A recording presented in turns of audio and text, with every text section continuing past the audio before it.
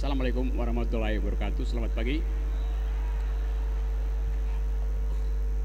Saya cari cara dulu buat mengucapkan kuliah umum tanpa kena delik.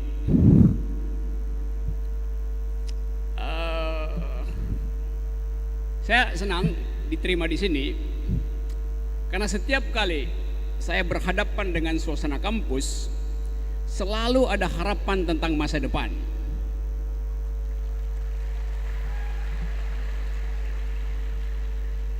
Kendati auditorium ini belum selesai,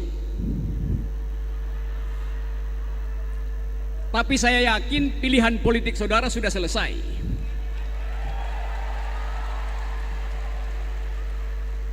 Kalau belum selesai pilihan politik, pasti saya nggak diundang di sini. Tapi yang lebih penting adalah mengingat mengapa kampus ini mengambil nama seorang tokoh di masa lalu yang kita kenal bersama di dalam sejarah bangsa ini, yaitu Sultan Agung. Pasti ada yang agung di dalam sejarah beliau. Hari ini ada seorang yang ingin jadi sultan, tapi kelakuannya kurang agung karena banyak bohong itu.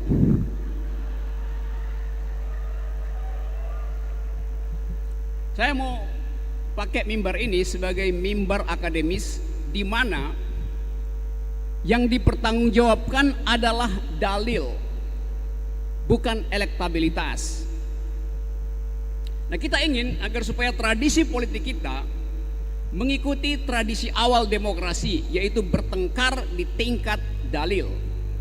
Karena politik dasarnya adalah uraian pikiran. Berpolitik artinya mengucapkan pikiran tentang keadilan. Itu soal penting bagi kita hari-hari ini. Nah, saya kagum tadi bahwa universitas ini tadinya universitas kecil, tidak dikenal. Tetapi kemudian diberi landasan infrastruktur ide oleh Pak Laude sebagai rektor awal, sehingga ada legasi hari ini, yaitu kita diberi metodologi. Kampus hanya tumbuh bila ada metodologi. Dan saya kagum bahwa ternyata kampus ini mendahului kurikulum nasional, mampu mendigitalisasi seluruh fasilitasnya tuh. Jadi ini kampus milenial dari satu dekade yang lalu. Pemerintah baru mulai bicara tentang industri 4.0. Kampus ini telah mulai. 4-nya udah dimulai oleh kampus ini, 0-nya ada pada pemerintah saat ini. Karena di dalam era hari ini kita hanya bertempur dengan kekuatan ide, dengan kekuatan pikiran. Jadi kalau kampus dihalangi untuk mengolah pikiran, itu artinya pemerintah tidak percaya pada akal sehat. Padahal fungsi kampus adalah menggembirakan masyarakat melalui akal sehat. Saya selalu senang berhadapan dengan suasana kampus karena ada kegembiraan di ruangan ini. Ada suasana gembira dibandingkan dengan suasana di luar sana yang penuh kemarahan. Orang marah biasanya karena dungu. Jadi tidak mungkin ada kegembiraan di sini bila tidak ada akal sehat dialirkan. Dan kita ingin agar supaya hari-hari ke depan kita hanya bertarung di dalam fasilitas akal sehat.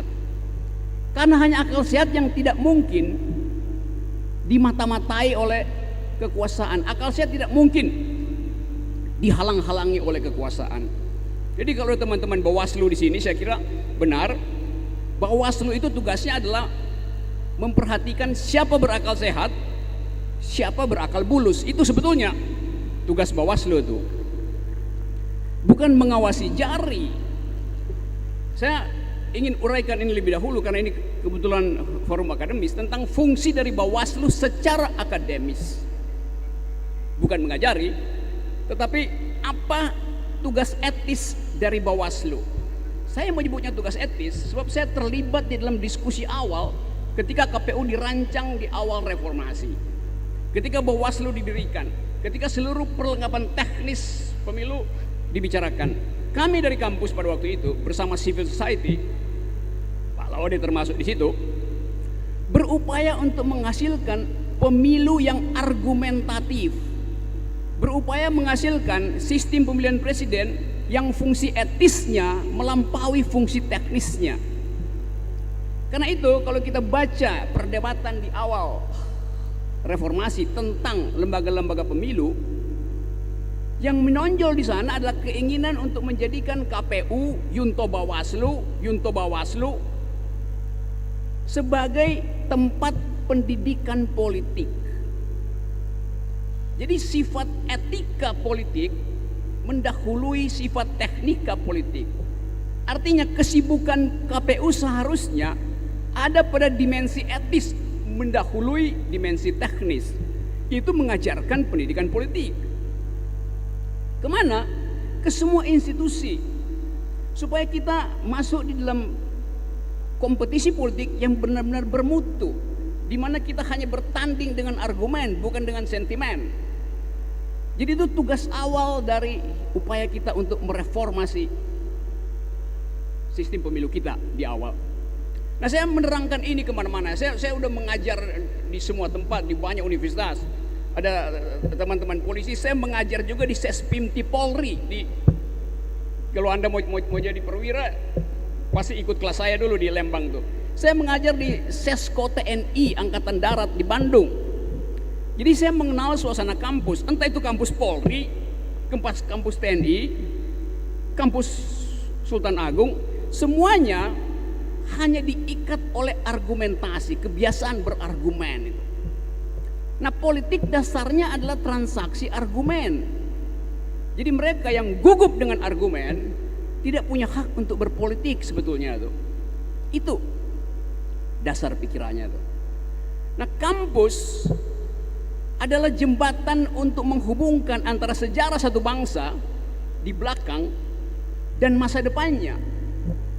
Kampus adalah fasilitas untuk menghadirkan harapan dengan menghitung kenangan di belakang. Jadi kampus tempat kita mengolah visi karena kita punya memori dan punya hope. Jadi saudara-saudara, staf akademika di sini, kaum milenials, para mahasiswa, saudara-saudara adalah dapur untuk mengolah harapan politik bangsa itu. Karena itu saya selalu dorong agar supaya politik dibicarakan di kampus, bukan dalam bentuk kampanye, tapi dalam bentuk argumentasi.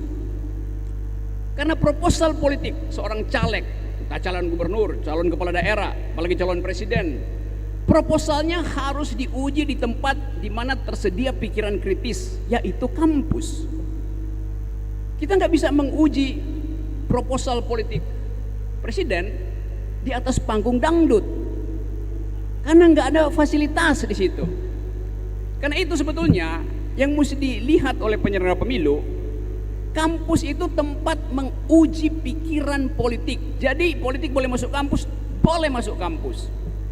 Apa artinya? Artinya harus dimungkinkan terjadi pertukaran argumentasi di kampus. Kampanye nggak boleh. Kenapa nggak boleh? Karena kampanye itu satu arah. Itu bedanya tuh. Nah, sekarang ada kekeliruan. Jangan masuk kampus, nanti kampanye. Saya nggak pernah kampanye di kampus.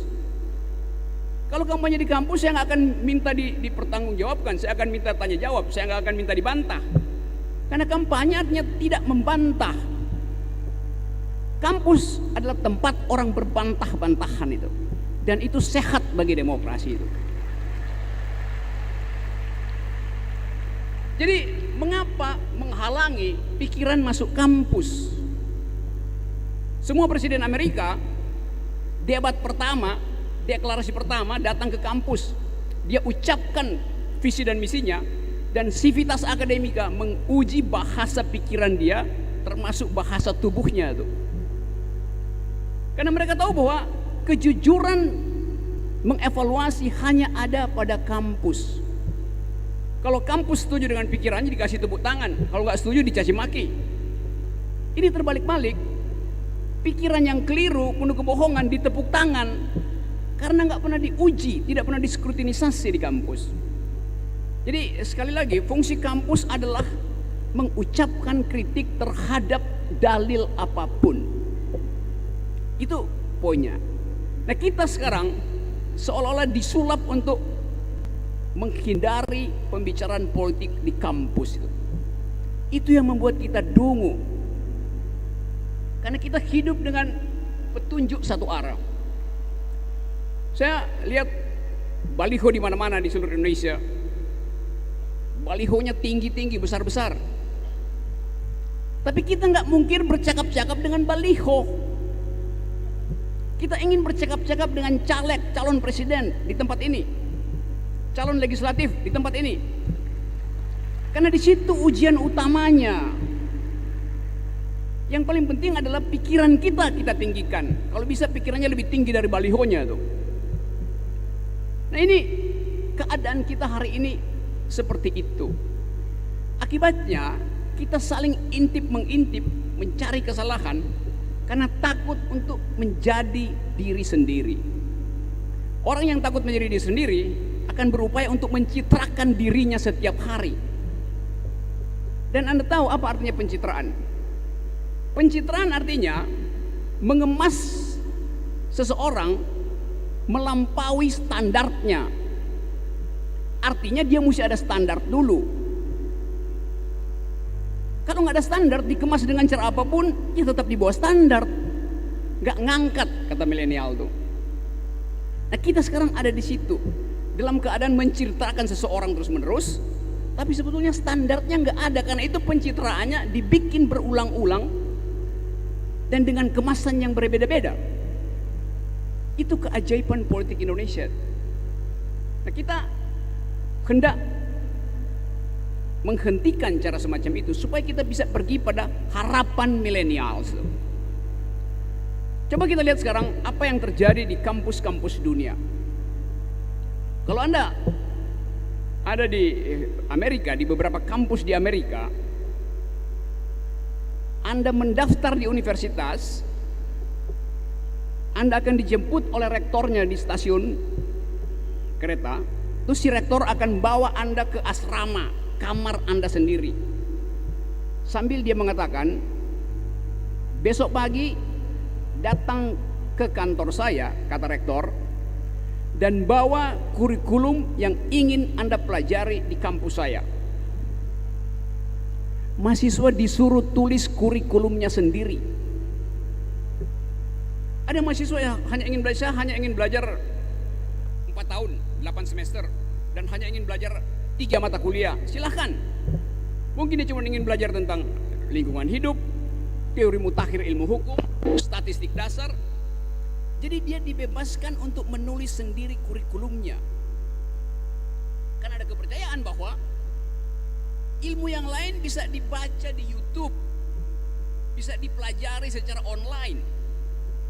Karena itu ada proyeksi bahwa Ivy League University di Amerika, sekolah-sekolah bergengsi di Amerika, dalam 15 tahun ke depan separuh akan tutup karena tidak efisien, mahal, orang bisa belajar sendiri itu.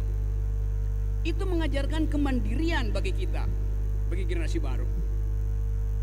Orang nggak bicara lagi, do you speak English, do you speak French.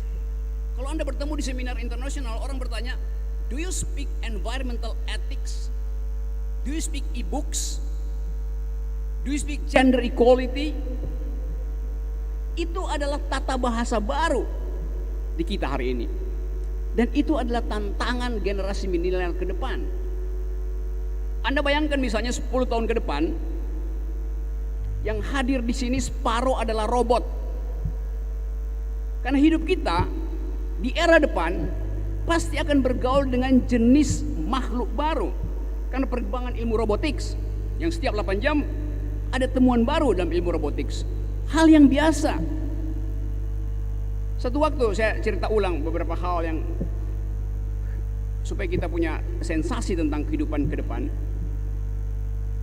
Di Inggris beberapa bulan lalu, Parlemen Inggris mengundang seorang robot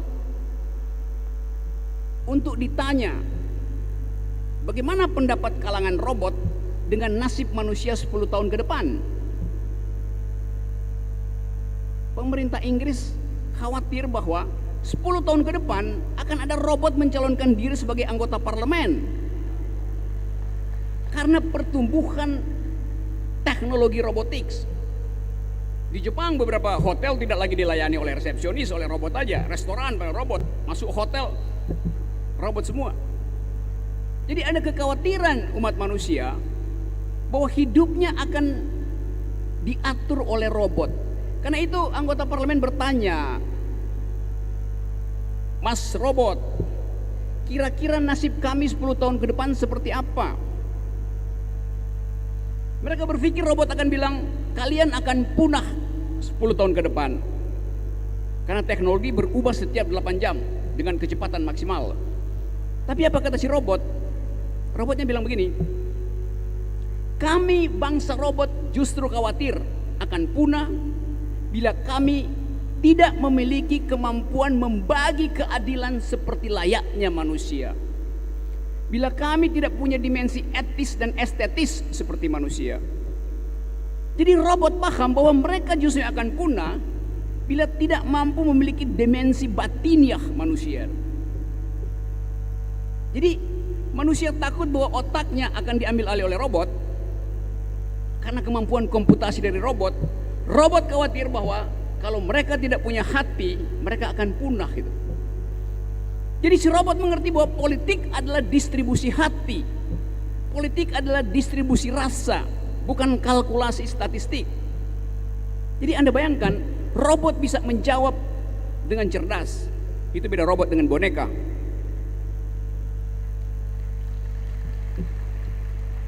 Nah, kita bersiap-siap dengan keadaan semacam itu. Sekedar untuk memperlihatkan bahwa tidak ada yang pernah membayangkan bahwa universitas ini akan dikelola secara digital. Artinya hidup kita sebetulnya separuh tergantung pada keadaan teknologis. Kalau saudara-saudara mahasiswa atau emak-emak datang ke seminar hari ini, ke kuliah umum ini tanpa membawa handphone ketinggalan di rumah, maka hidupnya akan cemas sampai makan siang nanti. Karena dia gelisah. Dia nggak bawa alat komputer yang paling mikro, yaitu handphone. Artinya separuh dari hidupnya tertinggal di rumah. Kita sudah hidup separuh robotics. Handphonenya juga begitu. Dia gelisah karena nggak ada jari yang menjet dia selama 2 jam. Handphone juga berpikir, mengapa jari emak-emak itu tidak lagi memencet saya untuk mengirim pesan tentang harga telur pada grup mama yang lain. Jadi simbiosis itu sudah terjadi. Kita tergantung pada teknologi, teknologi juga tergantung pada kita. Bahkan si handphone itu sudah hafal kebiasaan mak-mak pagi-pagi, yaitu mengirim meme tentang seseorang yang selalu berbohong. Itu terjadi di dalam komunitas WA mak-mak group. Si handphone itu sudah terbiasa kalau ada yang mencet udang, diketik udang, keluarnya wajah seseorang. Itu namanya algoritma. Handphone menghafal kebiasaan si pengguna. Dan kita sebetulnya begitu bangun sudah berada dalam situasi teknologis, situasi digital. Itu keadaan kita hari, apalagi mahasiswa. Kalau mahasiswa ketinggalan handphone, dia gelisah bukan karena dia nggak bisa lagi akses email tugas dia justru takut kalau pacarnya datang ke tempat kosnya dan kelihatan bahwa ternyata ada WA lain masuk ke handphone si mahasiswa. Jadi saudara-saudara, dunia di depan berubah dengan kecepatan digital. Dan sangat bagus bahwa universitas ini mendahului, mengantisipasi itu. Nah, kemampuan antisipasi ini yang kita perlukan sebetulnya. Jadi antisipasi terhadap ilmu pengetahuan didasarkan pada kalkulasi hari ini. Antisipasi pada ilmu pengetahuan didasarkan pada kalkulasi hari ini. Sekarang pemerintah mengantisipasi industri 4.0 10 tahun ke depan. Lalu kalkulasi hari ini apa? Kalau kita ingin bertanding di tingkat global dengan masuk di dalam persaingan 4.0, Artinya perlengkapan akal sehat, kecukupan IQ kita harus dari sekarang diperhatikan. Faktanya, setiap anak yang lahir hari ini sudah dibebani 30 juta utang negara.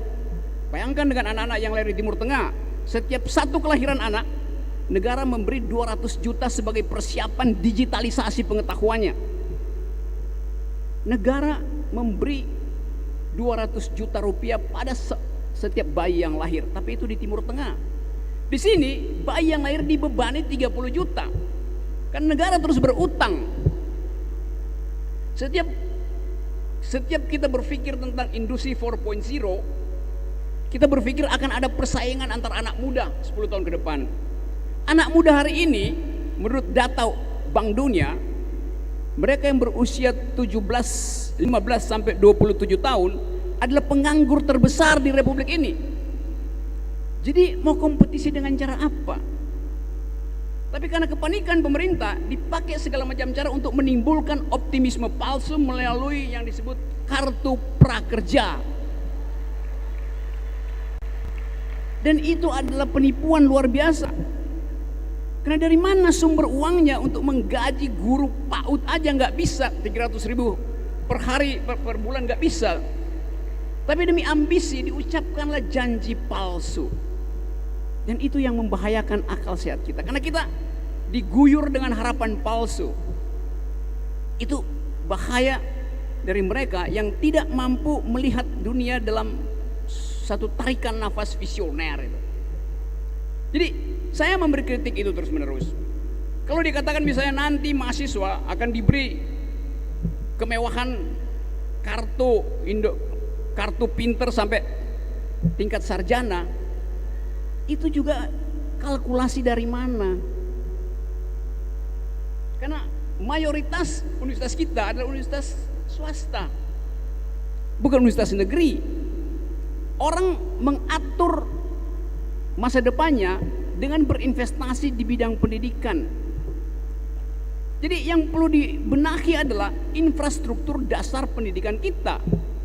Seharusnya anak lulusan SMP, SMA udah bisa berpikir cerdas, sehingga dia cukup tangguh untuk berhadapan dengan persaingan globalisasi ke depan.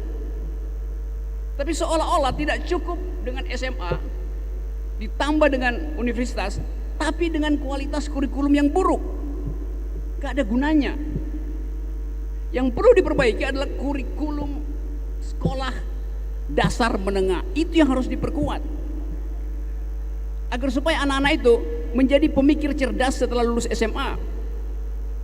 Karena itu anak-anak tidak boleh dibiasakan menghafal-hafal jawaban, apalagi menghafal-hafal nama ikan itu.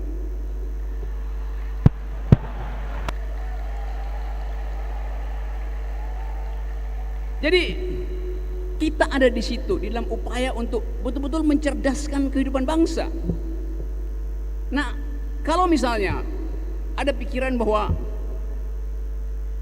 masa depan akan ditentukan oleh presiden berikutnya, maka pertaruhannya adalah presiden berikutnya adalah presiden yang harus punya visi jauh ke depan itu, yang mampu membaca potensi konflik global di Asia Pasifik, di Laut Cina Selatan, yang mampu untuk menganalisis apa akibat nanti bila rasisme berkembang di seluruh dunia.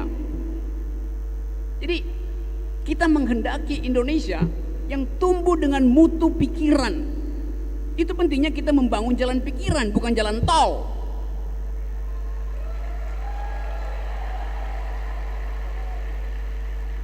Saudara, waktu kita memulai mengawali kemerdekaan kita, pesan konstitusi kita adalah cerdaskan kehidupan bangsa. Mencerdaskan kehidupan bangsa tidak mungkin sekedar melalui tipu-tipu elektabilitas. Bangsa yang cerdas adalah bangsa yang membangun infrastruktur pendidikan mendahului infrastruktur fisik. Itu inti dari pembangunan kecerdasan bangsa. Karena selama kita punya ada legasi di dalam kurikulum, kita tidak takut kehilangan masa depan. Kita belajar dari Jepang misalnya. Waktu Perang Dunia Kedua, Jepang itu luluh lantak oleh bom atom Amerika yang dijatuhkan di Nagasaki dan Hiroshima.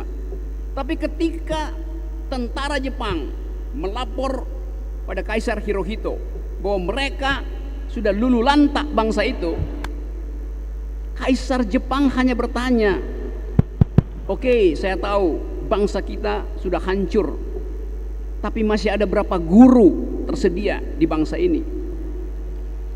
Pertanyaan pertama adalah masih ada berapa guru yang tersedia setelah Jepang dilululantakkan oleh bom atom. Pertanyaan seorang pemikir, pertanyaan seorang yang visioner. Kalau sekarang guru demo minta gaji di depan istana, presiden tanya, masih ada guru nggak yang lagi demo? Masih ada. Kalau begitu kita ngumpet.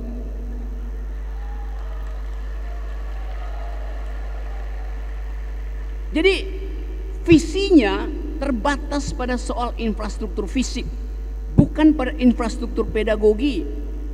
Saya kasih kritik itu supaya kita berpikir ulang tentang desain awal negeri ini.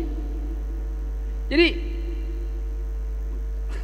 Anda lihat bahwa di dalam kehidupan macam-macam kita nggak punya pegangan apa sebetulnya yang sedang terjadi dalam republik ini. Pak Fuad Bawasir tadi menerangkan tentang paradoks-paradoks dalam kebijakan ekonomi. Di bidang hukum juga hal yang sama berlangsung. Ini fakultas hukum. Klaim pemerintah adalah bahwa hukum ditegakkan. Oh ya, benar. Kita melihat ada penegakan hukum di mana-mana. Tetapi data luar negeri mengatakan indeks demokrasi Indonesia turun. Lalu bagaimana kita terangkan ada penegakan hukum tapi indeks demokrasi turun? Satu-satunya keterangan adalah bahwa penegakan hukum berlangsung secara otoriter. Itu keterangannya. Jadi tidak ada keakraban berwarga negara, karena selalu kita hidup dibayang-bayangi delik, sedikit-sedikit lapor. Sekarang ada profesi baru dalam kekuasaan, yaitu pelapor. Dicari kasus apapun dilaporkan tuh. Jadi demokrasi berhenti karena setiap orang mencurigai orang yang lain. Itu keadaan yang membahayakan hidup kita. Ada prinsip dalam ilmu hukum, ubi societas ibi ius. Di mana ada masyarakat, di situ ada hukum. Sekarang hukum menakut-nakuti masyarakat, kan terbalik-balik. Ubi societas ibi ius, di mana ada hukum, di mana ada masyarakat, di situ ada hukum. Kalau sekarang di rejim ini, di mana ada kamera, di situ ada presiden. Jadi Anda atau kita semua sebagai sivitas akademika diminta untuk menghentikan politik pencitraan semacam itu demi masa depan itu. Nah, visi pemimpin itu saya katakan tadi adalah orang yang mampu, pemimpin adalah dia yang mampu menghubungkan politik di belakang sejarah kita dengan harapan di depan itu. Jadi kalau kita memilih pemimpin, artinya kita tahu bahwa dia punya kemampuan visioner. Visi artinya sesuatu yang ada di kepala sebagai kemampuan intelektual. Visi tidak mungkin hilang dari kepala, walaupun contekannya berterbangan di bawah angin, tapi visi yang ada di kepala terus melekat. Jadi orang yang punya visi tidak mungkin gugup dan gagap mengucapkan pikirannya itu. Kalau ada pemimpin yang tiba-tiba tidak gugup dan tidak gagap, tadinya biasanya gugup dan gagap, sekarang tidak gugup tidak gagap, kita curiga, apa dia sudah punya visi atau visinya dibantu oleh bisikan teknologi? Jadi kepalsuan demi kepalsuan kita lihat dipertontonkan setiap hari di dalam pertandingan politik hari ini. Kebanggaan kita sebagai negeri yang pernah kuat, sangat kuat di tingkat ASEAN misalnya, hilang karena sekarang pers luar negeri tidak lagi pernah menganggap Indonesia punya kemampuan diplomasi Barusan Mahathir Muhammad membantah bahwa pembebasan siapa namanya Siti Aisyah itu bukan karena tekanan pemerintah Indonesia. Jadi kita mempromosikan seolah-olah itu adalah intervensi kita. Perdana Menteri Malaysia membantah. Artinya kemampuan diplomasi kita buruk bahkan di ASEAN itu. Kan kita malu mengklaim kemudian dibantah. Artinya tidak ada persiapan untuk masuk di dalam argumentasi diplomasi itu. Dan memang betul, Indonesia sekarang kehilangan kepemimpinan di semua fora internasional karena presiden kita takut mengucapkan pikiran di fora internasional itu. Itu memalukan. Karena visi Indonesia harus dikenal minimal di tingkat ASEAN, lalu ke Asia Tenggara, lalu ke Asia Pasifik, lalu ke dunia. Sekarang orang nggak kenal visi Indonesia apa tuh. Karena presiden gugup dan gagap untuk mengucapkan pikiran di fora internasional. Jadi saudara-saudara, tugas universitas adalah mengambil alih kegagalan pemerintah di dalam memamerkan kemampuan berpikir bangsa ini. Dan itu tidak boleh dihalang-halangi oleh kekuatan manapun. Kita masuk di dalam satu suasana baru, yaitu bertengkar tentang statistik. Statistik itu adalah bagian dari upaya untuk pencitraan. Sebetulnya kalau dia diucapkan berkali-kali oleh pemerintah, itu artinya ada kebohongan yang hendak dimanipulasi lewat statistik. Kalau dikatakan bahwa misalnya infrastruktur Jawa, jalan tolnya udah tersedia, oleh karena itu ekonomi akan bertumbuh karena ada tulang punggung baru dari Jakarta sampai Semarang. Tetapi sisi baliknya mesti kita lihat. Dibukanya jalan tol menyebabkan jalan-jalan ke pantai utara itu tutup. Jadi ada beban ekonomi lain. Karena itu tugas kampus adalah membalancing statistik pemerintah. Berapa banyak warteg yang tutup di Tegal, berapa banyak toko batik yang tutup di Pekalongan, berapa banyak kios ikan asin yang tutup di Brebes, karena jalan tol tidak lagi mampir ke toko-toko itu.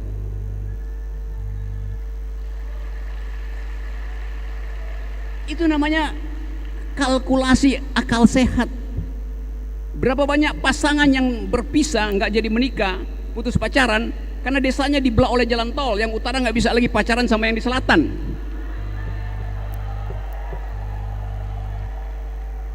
Majelis taklim di desa utara diputus oleh jalan tol sehingga nggak bisa ketemu lagi seminggu sekali, tinggal tunggu lebaran ketemunya.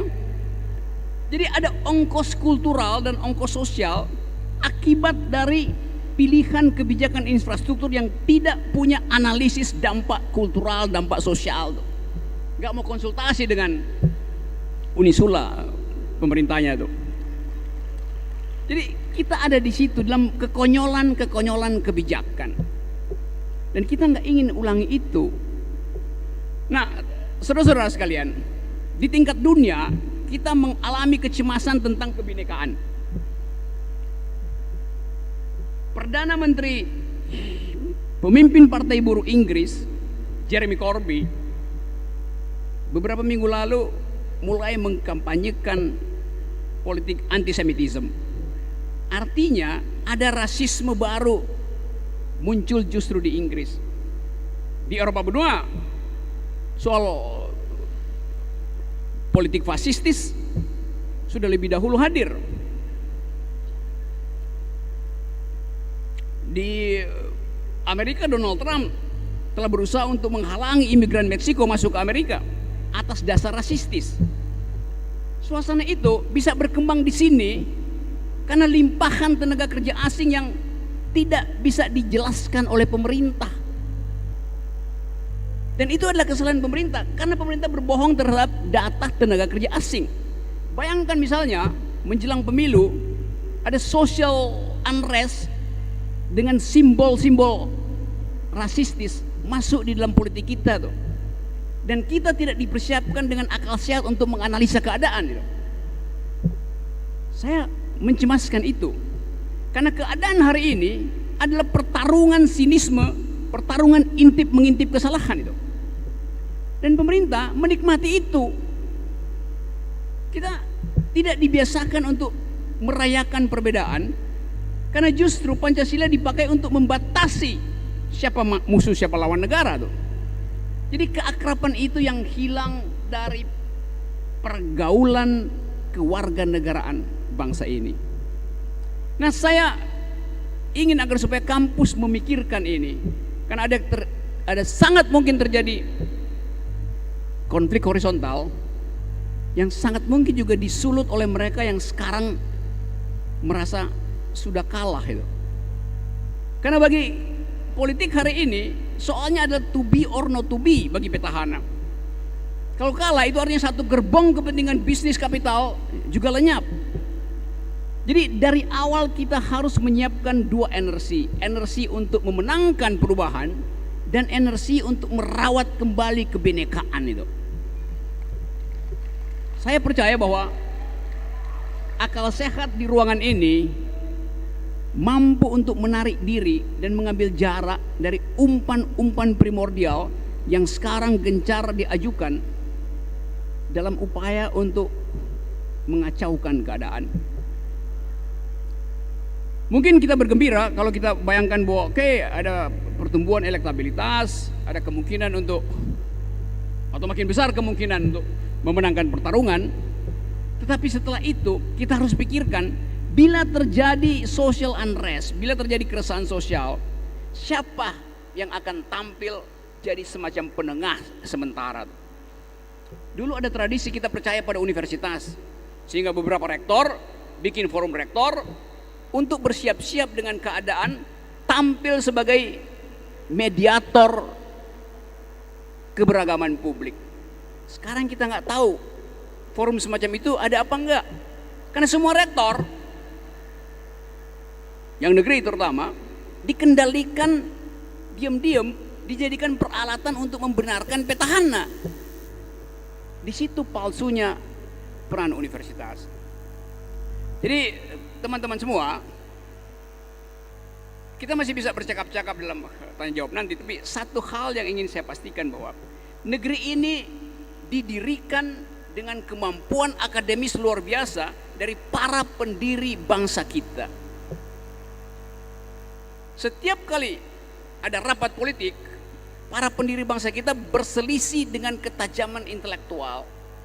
Soekarno dan Nasir selalu berselisih, tapi mereka pinjam-pinjaman buku. Kalau Bung Karno nggak ngerti tentang demokrasi dan Islam, dia akan minta pinjam bukunya Muhammad Natsir. Kalau Muhammad Natsir tidak paham tentang sosialisme, dia akan pinjam buku Sultan Syahrir. Jadi ada situasi intelektual di antara pemimpin kita, yaitu pinjam meminjam buku kendati berseberangan secara politik. Tapi ada semacam kejujuran bahwa untuk berargumentasi referensinya harus tersedia. Karena itu lawan politik dengan sangat elegan meminjamkan buku yang dia baca supaya fair perdebatannya tuh. Mereka pinjam meminjam buku, bukan pinjam meminjam komik. Nah, tradisi itu yang saya sebut sebagai dimensi intelektual dari politik Indonesia sekarang tidak terlihat. Bahkan yang ada adalah, saya ikuti beberapa kampanye, yang ada adalah pendangkalan konseptual. Pendangkalan konseptual. Jadi teman-teman di ruangan ini, saya percaya bahwa kemampuan kita untuk menjaga akal sehat adalah upaya kita bersama untuk memastikan bahwa negeri ini masih akan bertumbuh bila pemimpinnya adalah juga berakal sehat.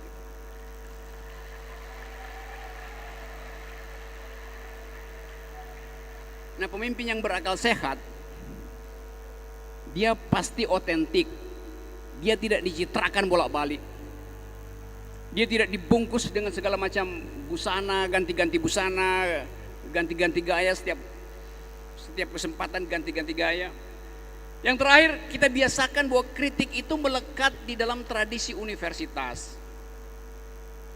Di dalam ruang kelas, di dalam menulis disertasi, isinya adalah kritik. Skripsi yang baik adalah skripsi yang mengkritik skripsi sebelumnya. Tesis yang baik adalah tesis yang mengkritik tesis sebelumnya. Disertasi yang baik adalah disertasi yang mengkritik disertasi sebelumnya tuh. Karena itu, kekuasaan tidak mungkin lolos dari kritik universitas. Hanya kekuasaan yang dungu, yang takut untuk berdebat di forum-forum universitas. Terima kasih.